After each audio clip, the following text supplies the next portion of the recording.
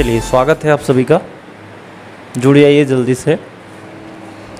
हाँ, अभी तक हम लोगों ने इंडेफिनिट इंटीग्रेशन पढ़ा था जिसकी वैल्यू फिक्स नहीं होती थी और उसके सॉल्व क्वेश्चन किए थे बेसिक से लेके एडवांस। ऐसे ही आज हम लोग पढ़ेंगे डेफिनेट वाला इंटीग्रेशन, वो भी कैसे बेसिक से एडवांस लेवल। जितने भी क्वेश्चन है आपने इंटीग्रेशन पहले कभी नहीं पढ़ा है तो भी कोई टेंशन की बात नहीं है, आज आप सीख जाओगे और सीख के ही जाओगे। तो आइए सबसे पहले देखते हैं क्या है हमारे लिए खास। ठीक है, चलिए ठीक है, ये सब इंटीग्रेशन ये देखिए पहली स्लाइड है आपके लिए। अब इसमें समझते हैं क्या है डेफिनिट इंटीग्रल्स। किसकी स्लाइड है अपनी? डेफिनिट इंटीग्रल की अपनी क्लास होने वाली है। और देखिए ये क्या है डेफिनिट, जो हम लोग डेफिनिट इंटीग्रेशन करेंगे वो मान लेते हैं y with respect to x। कोई फंक्शन है y, जनरली हम लोग क्या लिखते थे y equals to fx। fx का मतलब कोई भी फंक्शन, वो चाहे x स्क्वायर हो सकता था, वो x क्यूब हो सकता था, x की पावर 4 हो सकता था। इसी का इंटीग्रेशन करेंगे किसके रेस्पेक्ट में? x के रेस्पेक्ट में। ठीक है, चलिए इसके दो एप्लीकेशन होते हैं। डेफिनेट इंटीग्रेशन के दो एप्लीकेशन है फिजिक्स के लिए। कौन कौन से दो एप्लीकेशन है आइए समझने का प्रयास करते हैं। पहला एप्लीकेशन है एरिया अंडर द कर्व। कोई कर्व दे देगा ऐसे, ठीक है, और हम आपसे पूछे कि इसका एरिया बताओ, ये एरिया, तो क्या आप बता सकते हो? नहीं बता सकते क्योंकि शेप ही आइडेंटिफाई नहीं है, तो आप एरिया कैसे बताओगे? इसीलिए इंटीग्रेशन की हेल्प से हम इसका भी एरिया बता सकते हैं। कैसे बताएंगे और कैसे ये एरिया आएगा ये आगे भी हम सीखने वाले हैं। ठीक है, दूसरा एप्लीकेशन क्या है भाई? दूसरा एप्लीकेशन देखो कि इसकी हेल्प से हम एवरेज वैल्यू भी निकाल सकते हैं। क्या निकाल सकते हैं? एवरेज वैल्यू भी निकाल सकते हैं कोई भी इंटरवल के लिए। ये कैसे निकालेंगे इसको भी समझते हैं। एवरेज वैल्यू का मतलब कोई इंटरवल दे दिया, मान लो x1 से x2 कोई इंटरवल दिया, उसके लिए एवरेज वैल्यू कैसे निकालेंगे ये भी हम लोग सीखने वाले हैं इस क्लास में। तो आई होप समझ में आ गया कि डेफिनेट इंटीग्रेशन की हेल्प से हम एरिया अंडर द कर्व निकालेंगे, साथ ही साथ किसी गिवन इंटरवल के लिए एवरेज वैल्यू भी फाइंड करेंगे। कैसे फाइंड करेंगे ये आगे अभी डिस्कस करने वाले। ठीक है, तो चलिए देखते हैं सबसे पहले एरिया अंडर द कर्व। क्या देखते हैं? एरिया अंडर द कर्व कैसे निकालते हैं आइए समझते हैं। मान लेते हैं ये कोई कर्व है हमारे पास, यहाँ पे दिख रहा होगा आपको, ये कोई कर्व ऐसे दिख रहा है। तो इसमें एरिया निकालते कैसे हैं? तो हम इसका छोटा सा एक टुकड़ा कट करते हैं। देखो जैसे ये पूरी लेंथ है, यहाँ से यहाँ की लेंथ, ये क्या कहलाएगी? x, और इधर y की लेंथ कहलाएगी, इधर ये y एक्सिस पे लेंथ है y। आपने पढ़ा होगा कि ये लेंथ एब्सिसा होती है, ये लेंथ क्या होती है? ऑर्डिनेट। तो इसमें करना क्या होता है? जैसे ये कोई कर्व बनाया आपने तो इसके छोटे छोटे टुकड़े कर दो, एकदम पॉइंट साइज टुकड़े कर दो। तो मान लेते हैं जब x था और इसका छोटा टुकड़ा कर दिया तो ये लेंथ कितनी कहलाएगी? dx। कितनी कहलाएगी? dx। तो अब देखो इस टुकड़े की इधर की लेंथ होगी dx, इसकी भी लेंथ dx। ऐसे छोटे छोटे इनफाइनाइट टुकड़ों में आपको डिवाइड कर लेना, ये भी dx ये भी dx। ऐसे इसी तरह से ये लेंथ कितनी हो जाएगी? अपनी y हो गई। क्या होगी? अपनी y। तो आप देखो ये एक छोटा सा रेक्टेंगुलर पीस जो दिख रहा है आपको, ये इधर की लेंथ तो कितनी है? dx, इधर की कितनी है? y। तो क्या आप बता सकते हो कि इस रेक्टेंगुलर पार्ट का एरिया क्या हो जाएगा? रेक्टेंगल के एरिया का क्या फॉर्मूला होता है बोलो, कमेंट करके बताना जरा। Length into breadth. तो लेंथ कितनी हो गई इसकी?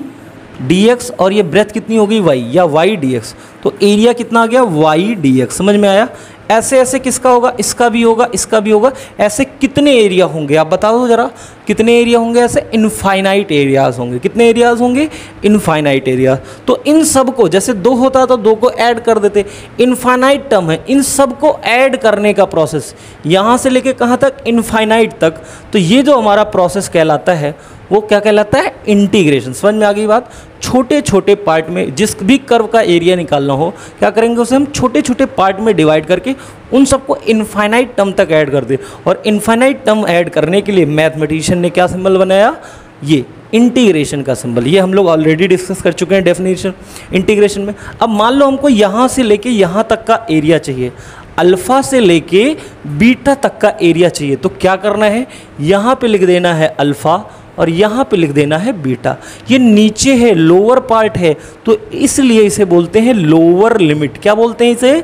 Lower limit.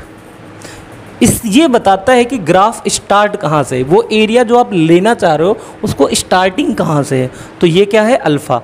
जाना कहाँ तक है? बीटा तक। तो ये लिमिट हो गई, इसे बोलेंगे हम अपर लिमिट। समझ में आया क्या? एक बार ज़रा साथ में बताना क्या करना है हमें। किसी भी कर्व का, जिस भी कर्व का आपको एरिया चाहिए हो तो उसे क्या करो, छोटे छोटे स्मॉल पीसेज में डिवाइड करो। कितने स्मॉल पीसेज? इनफाइनाइट हो जाएंगे। और इनफाइनाइट स्मॉल पीसेज को ऐड करने का क्या तरीका होता है भाई? क्या तरीका होता है? इंटीग्रेशन। इनफाइनाइट टर्म में ऐड कर दे, जहाँ से जहाँ तक का एरिया चाहिए। मान लो हमें अल्फ़ा से चाहिए था बीटा तक, तो नीचे लिख देंगे हम अल्फ़ा और यहाँ लिख देंगे बीटा। सॉल्व कैसे करेंगे, ये अलग प्रोसेस। मान लो यहाँ से सॉल्व करना होता, कोई लिमिट है, अल्फ़ा की बजाय मान लो m है और n तक का सॉल्व कर रहे हैं, तो लिमिट क्या रखी जाती है ज़रा बताना कमेंट करके। m से लेके n तक की लिमिट रखी जाती। m क्या हो जाता थी यहाँ पे? Lower limit. n क्या हो जाता है यहाँ पे? Upper limit. तो आई होप आपको समझ में आया कि लोअर लिमिट का कॉन्सेप्ट क्या है और अपर लिमिट का कॉन्सेप्ट क्या है। समझ में आ गया क्या? बताइए जल्दी से कमेंट में, अगर समझ में आ गया तो आगे बढ़ा जाए भाई। चलिए फिर अगली स्लाइड पे आते हैं और देखते हैं क्या है आपके लिए। जैसे ये रहा सवाल। अब ऐसे सवाल को हम लोग करेंगे कैसे, देखो। जैसे ये आ गया, फाइंड वैल्यू ऑफ इंटीग्रेशन। ये क्या लिखा है? 2। यहाँ क्या लिखा है? 4। यहाँ लिखा है 2, यहाँ लिखा है 4। तो लोअर एंड पे क्या लिखा है? 2। तो ये क्या हो जाएगी? 2 हमारी क्या हो गई? Lower limit. क्या हो गई? Lower limit. 4 क्या हो गया हमारा? Upper limit. आप अपर लपर देख के घबराएं बिल्कुल नहीं, आप तो बस इसे ऐसे सॉल्व कर दे। अगर ये लिमिट ना लगा होता तो ये क्वेश्चन कुछ ऐसे होता क्या? 4x dx। और इसका इंटीग्रेशन हम लोगों ने इंडेफिनिट इंटीग्रेशन में पढ़ा था, ज़रा पढ़ा था तो बताना क्या होगा इंटीग्रेशन। कांस्टेंट टर्म बाहर और x dx का इंटीग्रेशन क्या होगा? बोलो तो सही, अरे बोलो तो सही, क्या होगा? x²/2। याद आया क्या? चाहो तो सॉल्व कर लो। क्या आ गया? 2x²। आप देखो जो नॉर्मल इंटीग्रेशन करते थे ना वही आप कर देना। बस ये अब इंटीग्रेशन आप कर चुके हो तो इसको ऐसे बॉक्स में बंद कर देना। एक बार इंटीग्रेशन करना है, कैसे करना है? इनडेफिनिट वाले तरीके से। उसके बाद इसको बॉक्स में ऐसे बंद कर देना है और यहाँ पे अपनी लिमिट लगा देनी है। कौन सी लिमिट लगा देंगे भाई?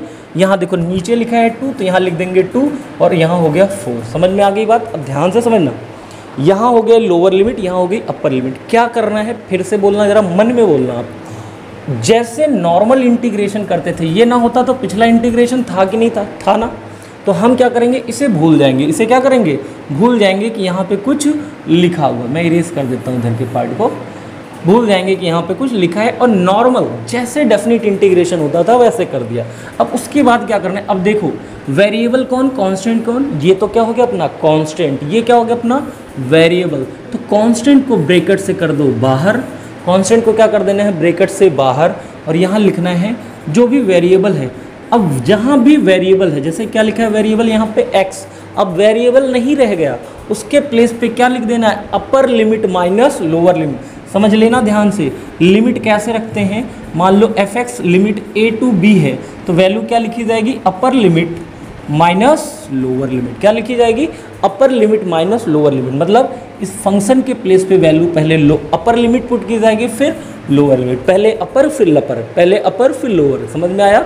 अपर लपर में कंफ्यूज नहीं होना, पहले अपर लिमिट फिर लोअर लिमिट। तो फिर रख दो भाई, यहाँ x का स्क्वायर है तो अपर लिमिट क्या है भाई? 4, तो लिख देंगे 4 का स्क्वायर माइनस लोअर लिमिट 2 का स्क्वायर। सॉल्व कर ले। अरे बोलो भाई 4 का स्क्वायर कितना हो गया? 16। 2 का स्क्वायर कितना हो गया? 4।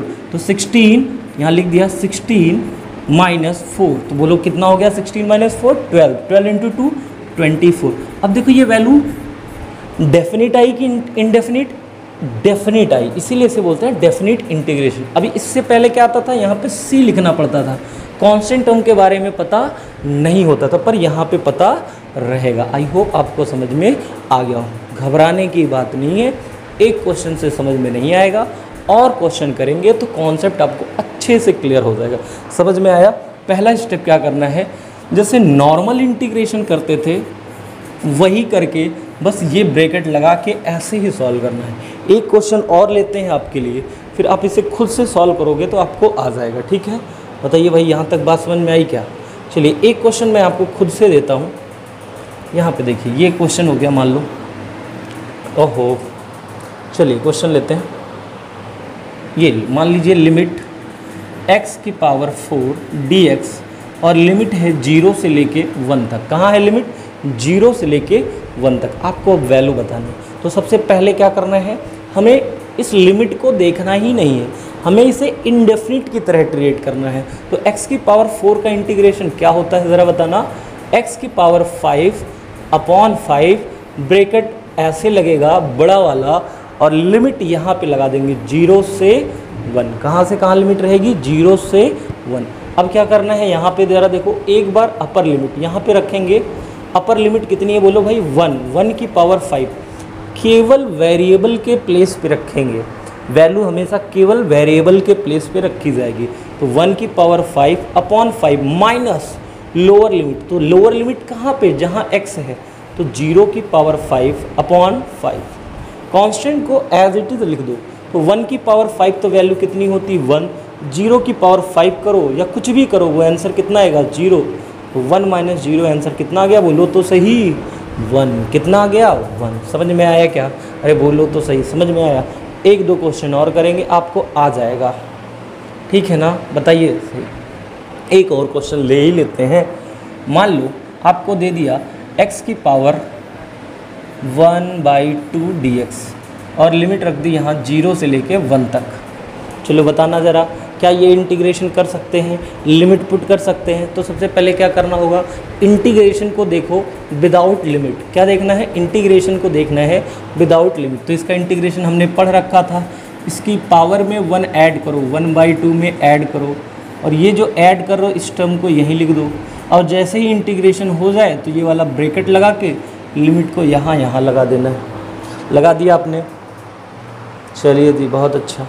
अब देखो 1/2 + 1 तो ये कितना हो गया? x की पावर 3/2। यहाँ पे कितना हो गया? 3/2। अब बताओ भाई वैल्यू कहाँ रखी जाएगी? वेरिएबल पे कि कांस्टेंट पे? वेरिएबल पे। वेरिएबल कौन है यहाँ? 1। तो 1 की पावर 3/2।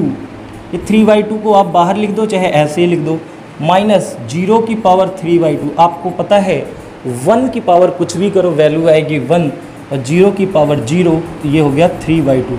सॉल्व कर लिया इसे तो आंसर कितना आ गया? 2/3। क्या सबको समझ में आया? जल्दी से कमेंट करके बताइए। आ गया ना? चलिए बहुत अच्छा, आगे बढ़ते हैं और नेक्स्ट क्वेश्चन की तरफ।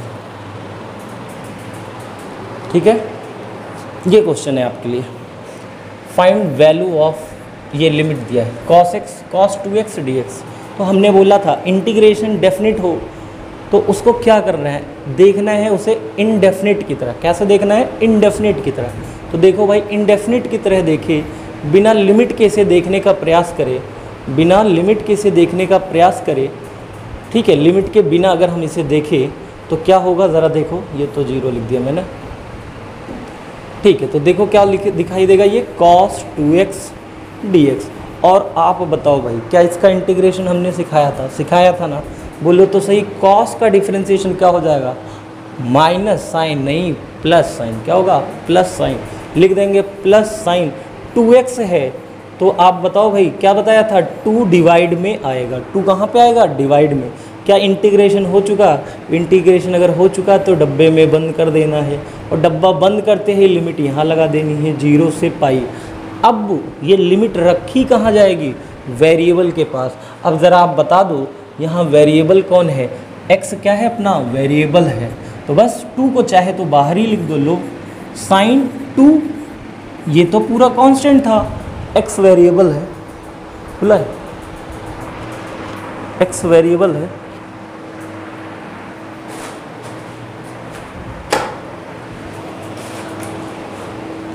तो वेरिएबल के प्लेस पे रखते हैं pi minus sign, lower limit ये हो जाएगा साइन 0। तो साइन 2 पाई और साइन 0। तो साइन 2 पाई की वैल्यू अब आपको आनी चाहिए। साइन 2 पाई की वैल्यू क्या होती है? भूल गए तो कोई बात नहीं। आप सोचे साइन का ये ग्राफ था, 0 से स्टार्ट होता है, 2 पाई पे ख़त्म। तो साइन 0 की वैल्यू अगर 0, तो साइन 2 पाई की वैल्यू भी कितनी हो जाएगी? 0। तो साइन 2 पाई की वैल्यू कितनी होगी? 0 माइनस साइन 0 की वैल्यू 0। तो 0/2 यानी कितना आ गया? 0। क्या आपको समझ में आया? बोलो तो सही। 0 की बजाय अगर हम यहाँ पे क्या रख देते? 0। क्या आंसर समझ में आ गया आपको? चलिए जी, बहुत अच्छा। ये आपको वैल्यूज़ आनी चाहिए। मतलब यहाँ पे डेफिनिट इंटीग्रेशन में क्या खास करना है? उसको हमें इनडेफिनिट ट्रीट करके फिर बाद में वैल्यू पुट करना है। आसान है। एक क्वेश्चन और करेंगे, प्रैक्टिस आपकी अच्छी हो जाएगी। एक ट्रिग्नोमेट्री फंक्शन भी ले लिया हमने। मान लो इसी क्वेश्चन में लिमिट यहाँ पे π/2 कर देता, क्या कर देता लिमिट π/2, तो क्या करेंगे, कुछ नया करेंगे क्या, बताओ। फिर से वही cos 2x का इंटीग्रेशन बोलो तो सही, पीछे इनडेफिनेट में बहुत प्रैक्टिस कराई, बोलो क्या आएगा sin 2x/2 लिमिट 0 से लेके π/2। अब बताओ भाई सही, अब तो इंटीग्रेशन हो चुका, अब क्या करें, लिमिट पुट करें। लिमिट कहाँ पे पुट करनी है, कांस्टेंट में कि वेरिएबल में, कहाँ पे, वेरिएबल में। बहुत अच्छा, वेरिएबल कौन है यहाँ पे, x है ना, x, तो 1/2 तो कांस्टेंट था बाहर, sin 2x की बजाय π/2 माइनस sin 2 × 0। अब बोलो जरा, 2 से 2 तो कैंसिल हो गया, ये 1/2, यहाँ क्या हो गया ज़रा बताना, sin पाई, क्या हो गया sin पाई, और यहाँ पे कितना हो गया sin 2 × 0 मतलब sin 0, sin 0 की वैल्यू 0, और sin पाई की वैल्यू कितनी होती है, कमेंट करके बताना ज़रा, sin पाई की वैल्यू कितनी होती है, 1 होती है। कितनी होती है, 1 होती है कि -1 होती है। आपको कन्फ्यूज़न हो, ग्राफ बनाओ देखा करो, ये 0, ये π/2, ये कितना पाई, कितनी होती है sin पाई की वैल्यू 0, तो ये हो गया 0, 0 - 0, आंसर कितना है 0। अब इसका मतलब क्या हर बार 0 ही आएगा, नहीं, कुछ वैल्यूज़ पे फिक्स हो गया है इसलिए आंसर आ रहा। मैं यहीं पे लिमिट π/4 कर देता तो यहाँ पे वैल्यू सब कुछ वही रहती, यहाँ पे क्या रखा जाता π/4, और यहाँ तो मान लो 0 ही रहता, तो अब π/4 रख देते तो 2 से 2 कैंसिल होता, कितना था π/2, कितना रखते π/2, और sin π/2 की वैल्यू कितनी होती 1, तो आंसर कितना आ जाता 1/2। समझ में आया। तो लिमिट कहीं भी बदल सकता है। देखो ऐसे तो मैथ में बहुत ज़्यादा इंटीग्रेशन पढ़ना होता है, बट फिजिक्स के पॉइंट ऑफ व्यू से इतने इंटीग्रेशन जितने हम लोग कर रहे हैं सफिशिएंट है। ठीक है, एक क्वेश्चन और करते हैं। ठीक है, मान लो यहाँ पे cos 2x की बजाय sin 2x दे देता, sin 2x। चलो लिमिट भी वही रखते हैं 0 से π/, चलो पाई ही रखते हैं लिमिट। अब ज़रा बताओ, कमेंट करके आंसर बताओ, साइन का इंटीग्रेशन क्या, cos x की माइनस cos x, ना ना ना, माइनस cos x, तो लिख देंगे माइनस cos 2x/2। इंटीग्रेशन हो चुका है, इंटीग्रेशन होते ही जितने भी कांस्टेंट टर्म है कहाँ कर दो, बाहर। तो अब ज़रा देखो क्या आया, cos 2x और ये 0। अब वैल्यू रखने की बारी आई तो -1/2, cos x की बजाय क्या रखना है, अपर लिमिट, माइनस फिर से x की बजाय क्या लिखना है, लोअर लिमिट। अब cos 2π की वैल्यू क्या होती है, तो देखो ग्राफ बनाना है, cos का ग्राफ ऐसे बनता है, ये रहता है, ये होता है 0, ये π/2, ये 2π/2, ये 3π/2, ये कितना 2π। तो देखो cos 0 की वैल्यू 1, cos 2π की वैल्यू भी 1, तो cos 2π की वैल्यू कितनी हो गई 1, और ये cos 0 की वैल्यू 1, तो 1 - 1 0, तो आंसर कितना आ गया 0। समझ में आई बात।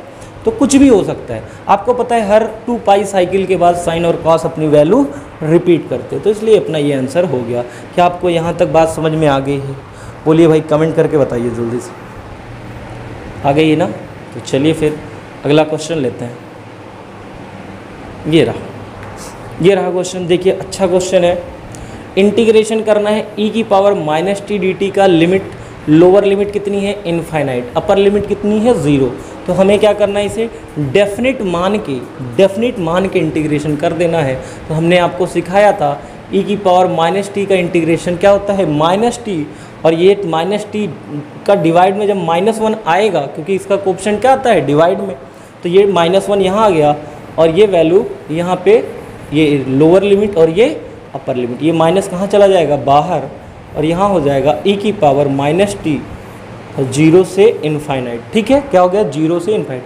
अब वैल्यू रखते हैं, ये हो गया अपना -e⁻0, अपर लिमिट माइनस e⁻ इनफाइनाइट।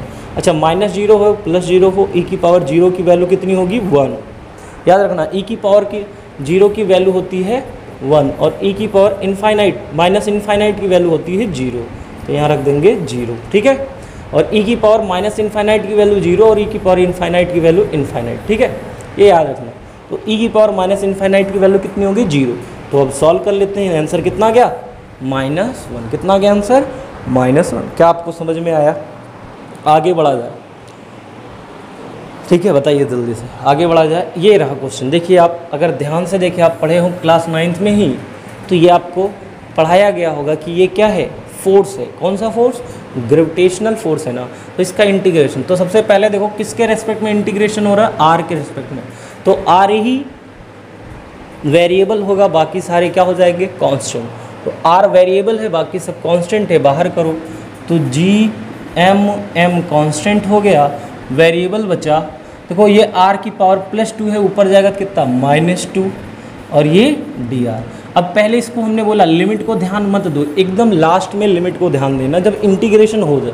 क्या इंटीग्रेशन हो चुका है, नहीं हुआ। इंटीग्रेशन नहीं हुआ तो फिर हमें क्या है, इंटीग्रेशन कर देना चाहिए। अब इसका इंटीग्रेशन बता दो ज़रा कितना हो जाएगा, GM और r की पावर -2 है तो -1, और यहाँ पे क्या हो जाएगा, बोलो तो सही, -2 + 1। अब इंटीग्रेशन जैसे ही हो जाए दोनों लिमिट कॉपी कर दो आप, ठीक। अब इसे देखो अच्छे से इंटीग्रेशन करके बताना ज़रा। इसका इंटीग्रेशन बताया है, ये -1 हो जाएगा, और ये r की पावर -1 हुआ, जिसे हम लिख सकते हैं 1/r। लिख सकते हैं क्या, अरे बोलो सही, स्मॉल r है। अब क्या करनी है, अपर लिमिट और लोअर लिमिट किसके प्लेस पे रखेंगे ज़रा बताना। ये स्मॉल r के प्लेस पे क्या रख देना है, कैपिटल R। तो GM, आप चाहो तो माइनस को बाहर ले लो, ठीक है, कलर अच्छा नहीं लग रहा है, ठीक। ये माइनस हो गया। अब देखो यहाँ पे क्या हो गया, 1/R माइनस r के प्लेस पे अब क्या रखोगे, लोअर लिमिट इनफाइनाइट। अब बोलो तो सही, 1/∞ की वैल्यू कितनी होती है, 0, और 1/r ऐसे ही हो गया। ये आ गया आपका -GM/r। ये इंटीग्रेशन हो गया। क्या समझ में आया, यही सब फिजिक्स में कर रहे हैं। अगर ये आपको समझ में आया तो एक और छोटा सा इंटीग्रेशन आप खुद करके दिखाओ तो आपको समझ में आ जाएगा। चलिए मान लो यहाँ की बजाय हम कूलम्स लॉ की बात करते हैं, 1/4πε0 Q1 Q2/r² dr। ये कूलम्स लॉ पढ़ा है हमने। इसकी लिमिट पुट करते हैं, वही रख देते हैं, चलो इनफाइनाइट से लेके r तक, सेम क्वेश्चन। अब देखो कांस्टेंट कौन, वेरिएबल कौन, अभी बताया था, ये कांस्टेंट, ये कांस्टेंट, केवल r क्या हो गया, वेरिएबल। तो बताओ भाई 1/4πε0 कहाँ चला गया, बाहर। Q1 Q2 ऐसे ही रह गया, और ये पार्ट हो गया r² dr। और इसका इंटीग्रेशन अभी तो किया था ना, बताओ ज़रा कितना आएगा, अरे बताओ तो सही कितना आएगा, -1/r। कितना आ जाएगा, -1/r। तो ये माइनस यहाँ ले लेते हैं, तो आ गया 1/4πε0 Q1 Q2। और अब लिमिट रखने की बारी आ गई, तो लिमिट बोलो जैसे है एज इट इज़ रख दो। अब कॉपी करो, पहले अपर लिमिट फिर माइनस लोअर लिमिट। तो अब देखो इसे क्या हो गया, -Q1 Q2/4πε0, और यहाँ हो जाएगा 1/r -1/∞, ठीक है।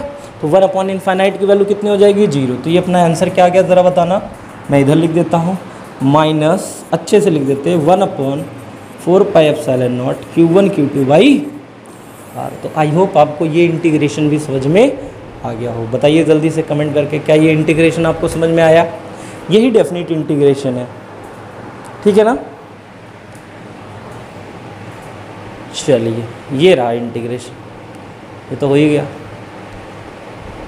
चलिए मान लेते हैं कि कोई एक फंक्शन है। अब ज़रा हम लोग इंटीग्रेशन सीख चुके हैं, एवरेज वैल्यू निकालना सीखते हैं। जैसे मान लेते हैं कोई फंक्शन है fx, y इक्वल्स टू कोई फंक्शन है क्या, fx, और उसकी जो एवरेज वैल्यू निकालनी है x1 से लेके x2 तक निकालनी है। कहाँ तक निकालनी है, x1 से लेके x2 तक। तो जो फार्मूला बन के आता है वो क्या आता है, देखो ज़रा। एवरेज वैल्यू निकालने का फार्मूला होता है fx एज इट इज़, उसका इंटीग्रेशन कर देना है। समझिएगा ध्यान से, क्या कर देना है, उसका इंटीग्रेशन। और जिस रेंज तक बोले, मान लो x1 से x2 तक है, लिख देंगे x1 x2, वही पुराना। यहाँ पे एक नया टर्म आ जाएगा, क्या, यहाँ x2 x1 dx। ये एवरेज वैल्यू का तरीका है निकालने का, इंटीग्रेशन की हेल्प से एवरेज वैल्यू निकालने का ये तरीका है। भाई इसको आप ऐसे याद रख सकते हो, जैसे हम अगर आपसे पूछे एवरेज का फार्मूला बताओ नॉर्मल, तो आप क्या लिखते थे, sum of total term upon sigma f. तो ये वही सिग्मा ही बेसिकली क्या हो गया, अब इंटीग्रेशन।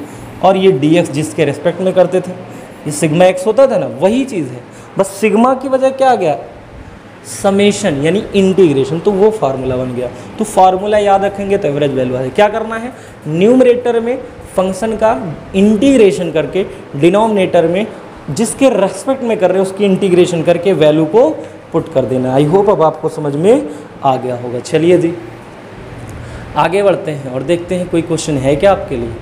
ये रहा क्वेश्चन, कह रहा है कि find average value of a function y equals to x square. Y equals to x square दे रखा है और उसका किस इंटरवल में, -1 से लेके 2 तक। कहाँ तक? -1 से लेके 2 तक में हमारा निकालना है। तो क्या करना है, फार्मूला बोलो जरा। इंटीग्रेशन x1 x2, एक दो बार बोलेंगे याद हो जाएगा, fx dx अपॉन में ये इंटीग्रेशन का सिंबल है, ठीक है, इंटीग्रेशन dx और लिमिट x1 से लेके x2 तक। तो बहुत आसान है। फंक्शन क्या है यहाँ पे, एक्स स्क्वायर लिख दिया हमने, एक्स स्क्वायर dx कहाँ से कहाँ तक निकालनी है, -1 से 2। तो ये लोअर लिमिट हो जाएगी, ये अपर लिमिट, अपॉन में dx -1 से 2 तक। अब आप बताओ भाई, इसका इंटीग्रेशन तो हम लोगों ने सीखा है ना, अरे बोलो तो सही। dx ये यहाँ पहले न्यूमरेटर का, एक्स स्क्वायर dx का इंटीग्रेशन बताओ तो सही क्या होगा, x³ अपॉन 3। क्या करनी है, लिमिट्स लगा देनी, -1 2। यहाँ पे बताओ ये dx, ये इसको कैंसिल कर देता है, याद आएगा आपको, ये x हो जाएगा और ये 2 और ये -1।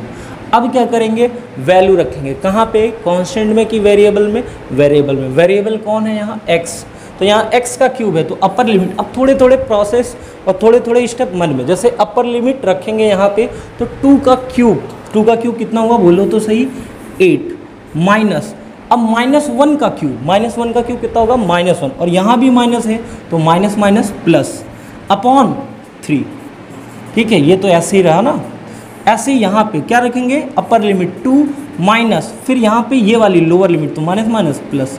तो अब जरा देखो कितना आया, 9/3 अपॉन 3। सॉल्व कर लेते हैं इसे, तो ये इससे कैंसिल होके 3 आया, इससे कैंसिल होके 1, या फिर आप लिख सकते थे 9 और ये यहाँ पे जाता तो 9/9 कितना हो जाता, 1। तो याद क्या रखना, एवरेज वैल्यू के लिए ये फार्मूला याद रखना पड़ेगा, ठीक है। अगर आपको फार्मूला याद रहेगा तो एवरेज वैल्यू भी आसानी से आ जाएगी। आई होप अब आपको समझ में आ गया होगा, ठीक है। जैसे ये एक क्वेश्चन है, अच्छा क्वेश्चन है, मैं इधर लिखता हूँ, हो सकता है आपको कम समझ में आया हो। I equals to I0 sin t, इसका इंटरवल बताना है और टाइम कितना लेना है, 0 से लेके पाई तक। तो फिर से वही इंटरवल देखना है, तो ये अब की बार फंक्शन की वैल्यू कितनी होगी, ये हो गया। तो क्या करते थे, इंटीग्रेशन फंक्शन की वैल्यू I0 sin t, अब t है तो यहाँ पे dt, ठीक, क्योंकि ये टाइम दिया है ना, तो किसके रेस्पेक्ट में डिफरेंस होगा, dt। तो यहाँ भी वही चीज़ लिखेंगे dt।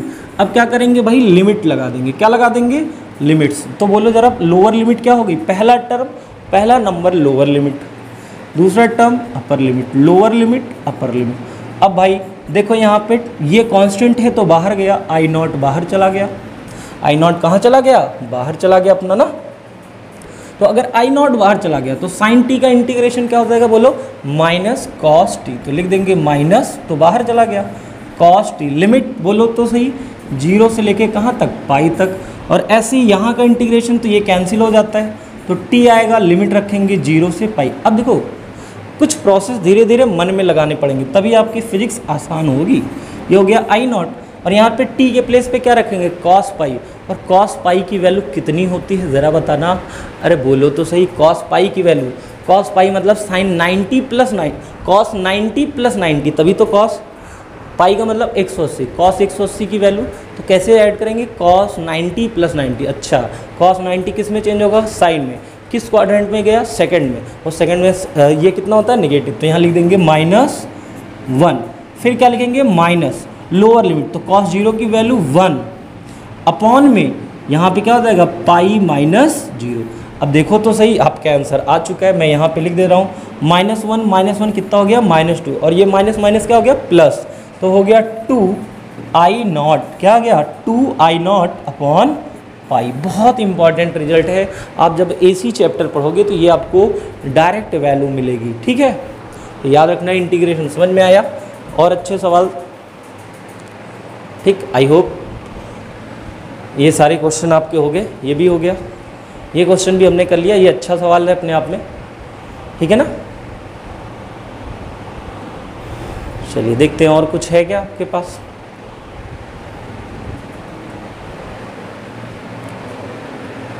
चलिए बस इतना ही था आपके पास।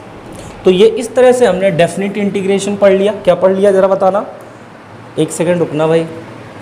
हाँ, इस तरह से हमने डेफिनेट इंटीग्रेशन सीख लिया, डेफिनेट और एवरेज वैल्यू निकालना सीख लिया, जो कि बहुत इम्पॉर्टेंट है आपके फिजिक्स के पॉइंट ऑफ व्यू से। आई होप अब आपको समझ में आ गया होगा कि कितना इम्पॉर्टेंस है इस बात का। समझ में आई बात?